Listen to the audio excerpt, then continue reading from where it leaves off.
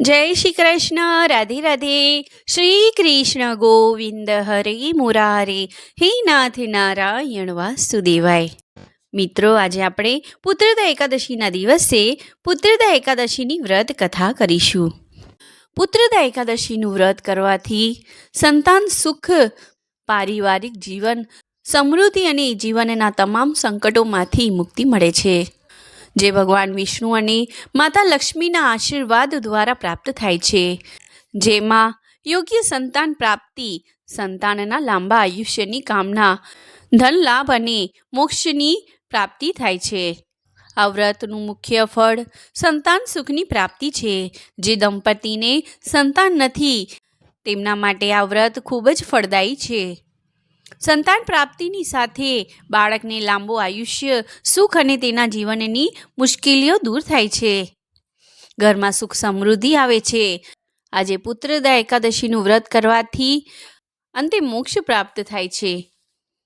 આ દિવસે ભગવાન વિષ્ણુની પૂજા, તુલસી પૂજા, મંત્ર જાપ, દીપદાન, જાગરણ અને દાન પુણ્ય કરવાથી વિષ્ણુ લક્ષ્મી પ્રસન્ન થાય છે. તો ચલો મિત્રો, હવે આપણે કરીએ પુત્રદા એકાદશીની વ્રતની કથા. યુધિષ્ઠિર બોલ્યા, શ્રી કૃષ્ણ કૃપા કરીને પોષ મહિનાના શુક્લ પક્ષની એકાદશીનું મહાત્મય કહો. એનું નામ શું છે? એના વ્રતની વિધિ શું છે? એમાં કયા દેવતાઓનું પૂજન કરવામાં આવે છે? ભગવાન શ્રી કૃષ્ણે કહ્યું, રાજન, પોષ મહિનાના શુક્લ પક્ષની જે એકાદશી છે એનું નામ પુત્રદા છે. પુત્રદા એકાદશીના દિવસે નામ મંત્રોનું ઉચ્ચારણ કરીને ફળો દ્વારા શ્રી હરિનું પૂજન કરવું. શ્રીફળ, સોપારી, બિંજારાઓ, બિજોરા, જમીરા, લીંબુ, દાડમ, સુંદર આંબળા, લવિંગ, બોર તથા વિશેષ રૂપે કેરી વડે દેવ દેવેશ્વર શ્રી હરિની પૂજા કરવી જોઈએ. એવી જ રીતે ધૂપ દીપથી ભગવાનની અર્ચના કરવી.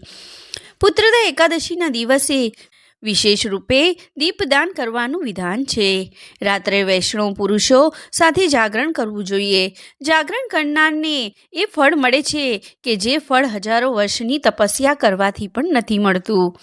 આ બધા પાપોની હરનારી ઉત્તમ તિથિ છે. ચરાચર જગત સહિત સમગ્ર ત્રિલોકીમાં એના કરતાં મોટી બીજી કોઈ તિથિ નથી. બધી જ કામનાઓ અને સિદ્ધિઓના દાતા ભગવાન નારાયણ આ તિથિના અધિષ્ઠાતા છે. પૂર્વકાળની વાત છે. ભદ્રાવતીપુરીમાં રાજા સુકેતુમાન રાજ્ય કરતા હતા. એમની રાણીનું નામ ચંપા હતું.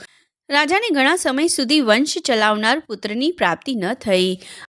આથી પતિ પત્ની બંને હંમેશા ચિંતા અને શોકમાં ડૂબેલા રહેતા. રાજાના પિતૃઓ એમના આપેલ જળને શોકો છવાસથી ગરમ કરીને પીતા. રાજા, પછી એવું કોઈ નથી દેખાતું કે જે અમારું તર્પણ કરે.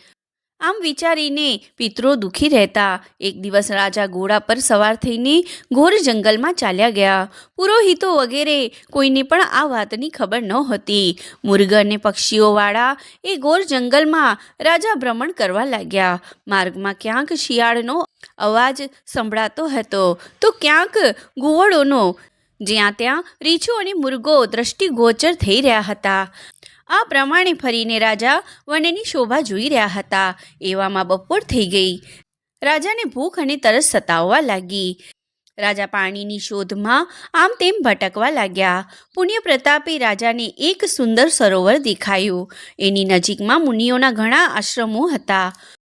સૌભાગ્યશાળી નરેશે એ આશ્રમ તરફ જોયું. એ સમયે શુભની સૂચના આપનારા શુકનો થવા લાગ્યા. રાજાનો જમણો હાથ અને જમણું નેત્ર ફરકવા લાગ્યો. ઉત્તમ ફળની એ ખબર આપી રહ્યા હતા. સરોવરના તટ પર ઘણા મુનિઓ વેદપાઠ કરી રહ્યા હતા. એમને જોઈ રાજાને અત્યંત હર્ષ થયો.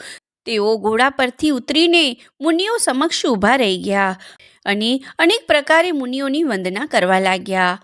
એ મુનિઓ ઉત્તમ વ્રતનું પાલન કરનારા હતા.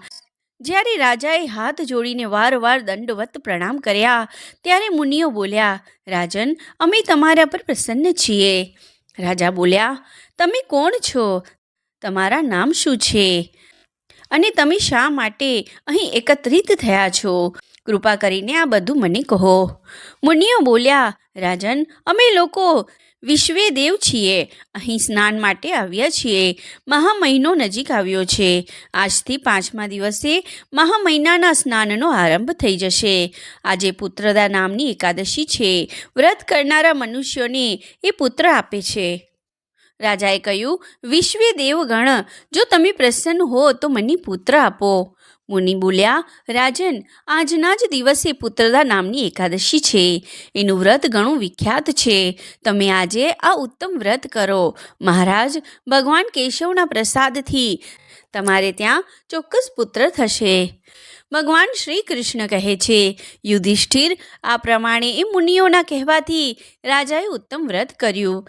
મહર્ષિઓના ઉપદેશાનુસાર વિધિપૂર્વક પુત્રદા એકાદશીનું વ્રત કર્યું. પછી 12ના દિવસે પારણા કરીને મુનિઓના ચરણોમાં વારવાર મસ્તક ઝુકાવીને રાજા પોતાના ઘરે આવ્યા. ત્યારબાદ રાણીએ ગર્ભ ધારણ કર્યો. પ્રસવનો સમય આવતા રાજાને ત્યાં તેજસ્વી પુત્રની પ્રાપ્તિ થઈ. એણે પોતાના ગુણોથી પિતાને સંતુષ્ટ કરી દીધા.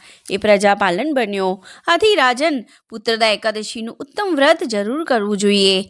મેં લોકોના હિત માટે તમારી સમક્ષ એનું વર્ણન કર્યું છે. જે મનુષ્ય એકાગ્ર ચિત્તે પુત્રદા એકાદશીનું વ્રત કરે છે એ આ લોકમાં પુત્ર પ્રાપ્ત કરીને મૃત્યુ પછી સ્વર્ગગામી થાય છે. આ મહાત્મ્યને વાંચવાથી અને સાંભળવાથી અગ્નિષ્ઠોમ યજ્ઞનું ફળ મળે છે. જય શ્રી કૃષ્ણ. રાધે રાધે.